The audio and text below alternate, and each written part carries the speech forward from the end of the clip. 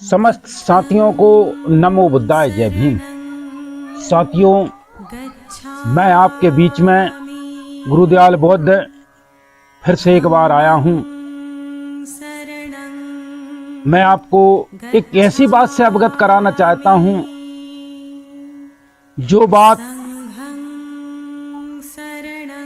आपके दिल को छू जाएगी।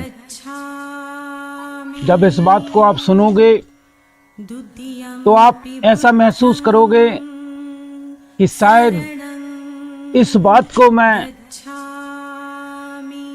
10 साल पहले से जानता तो बहुत बेहतरीन होता, लेकिन देर आए दुरुस्त आए। सुबह का भूला शाम को घर आ जाए तो उसको भूला नहीं कहते। इसलिए सम्मानीय साथियों, मैं आपको वो बात बताने जा रहा हूं, जो बात समझने के लिए आदमी का पूरा जीवन लग जाता है, लेकिन वो बात नहीं समझ पाते।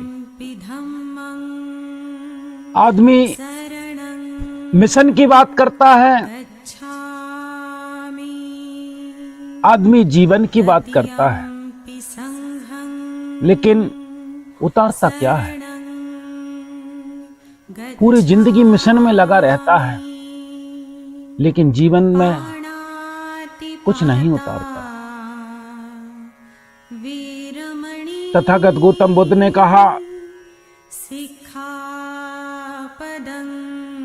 कि मैं मार्गदाता हूं, मुक्तिदाता नहीं। मैं मार्ग बता सकता हूं, चलना आपको पड़ेगा। अगर आप अपने जीवन में कुछ बातों को उतार लें, आप अपने जीवन में कुछ बातों को समझ लें, तो आपका जीवन एक मधुर में हो जाएगा।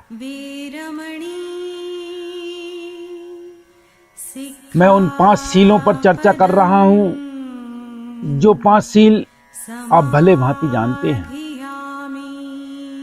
पहला सील, पाणातिपाता बेरमणि सिक्का पदम समादयामि। सम्मानीय उपासक उपासिकाओं, इसका अर्थ है मैं प्राणी हिंसा नहीं करूंगा। प्राणी हिंसा, मैं किसी जीव जंतु या किसी मनुष्य को नहीं मारूंगा।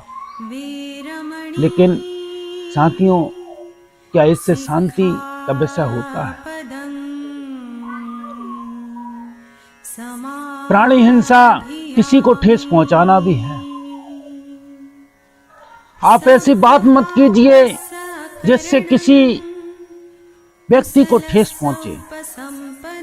बोलिए अमूल है, इसका नहीं है मोल, और मन के तराजू तौलिए फिर बाहर को खोल। जो आप बोलते हैं वो अनमोल चीज है, उसका मोल नहीं है।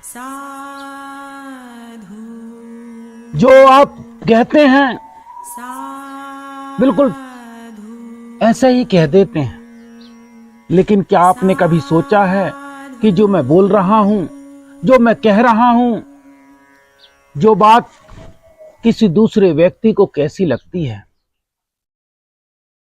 इसलिए सम्मानीय साथियों, जब भी आप बोलें तो ऐसे बोलें कि जो सामने वाला व्यक्ति है उसको मधुरता और करुणा भरी बात होना चाहिए। कभी उसको बुरा नहीं लगना चाहिए।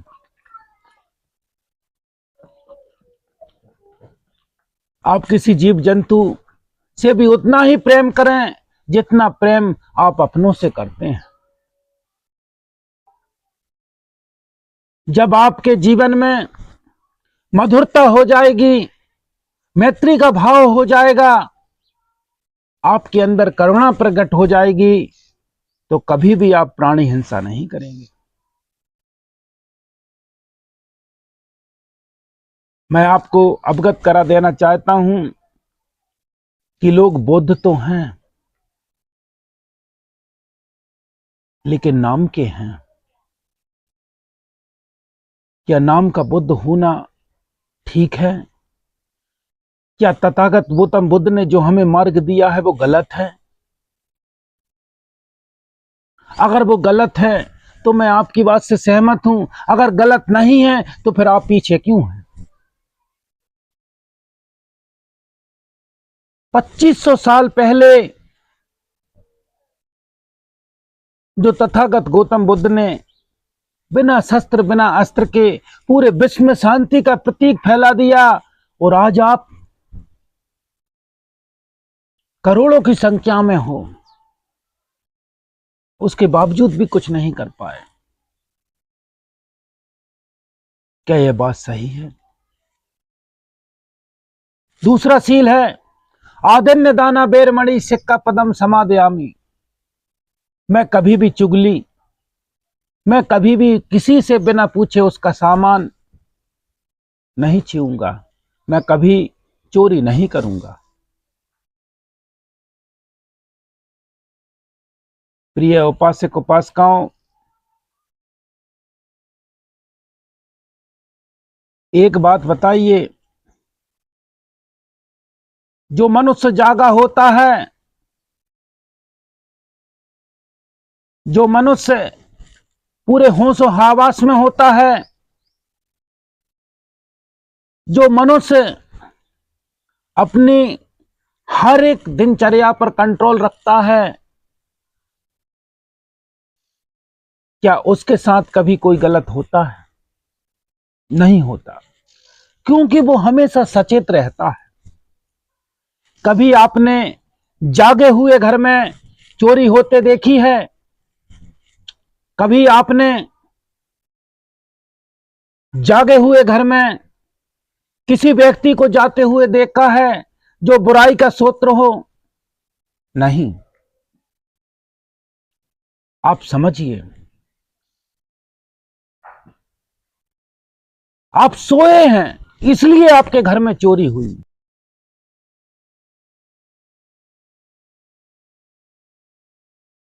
अगर आप जागे होते तो आप चोरी नहीं करते।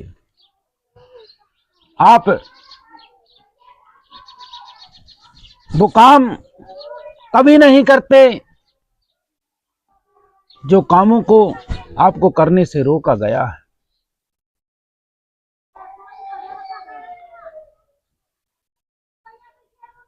मैं इस बात की शपथ लेता हूं कि मैं कभी चुगली नहीं करूंगा, मैं कभी चोरी नहीं करूंगा।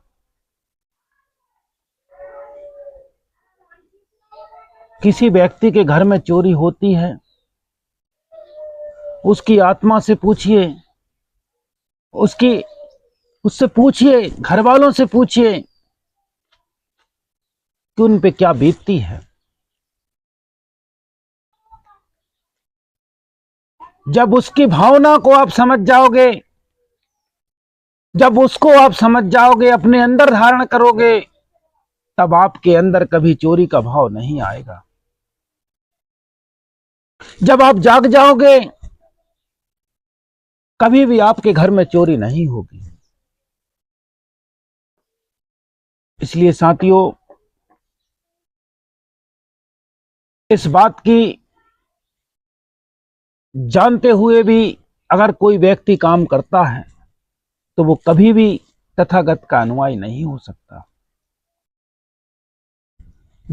तीसरा सील है कामेक्षु मिच्छाचारा बेरमणि सिक्का पदम समादयामी।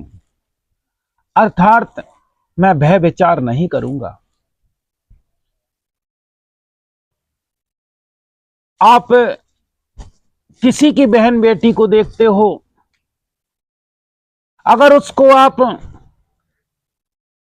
अपनी भावना से देखोगे, अपनी बहन के भावना से देखोगे, अपनी माता के भावना से देखोगे, तो कभी भी किसी के मन में कोई विरोध नहीं होगा। लेकिन आप अगर उन्हीं की भावना को गलत करके देख लिया तो उसका क्या महत्व है? क्या आपकी समाज में इज्जत होगी? आपने सील के अनुसार सौगंध तो खा ली कि मैं कभी भी किसी की बहन बेटी को नहीं देखूंगा, मैं व्यभिचार अपने मन में नहीं आने दूंगा, लेकिन खाने से क्या होता है, अपने जीवन में उतारिए, अपने जीवन को समझिए कि आपका जीवन इसलिए हुआ है।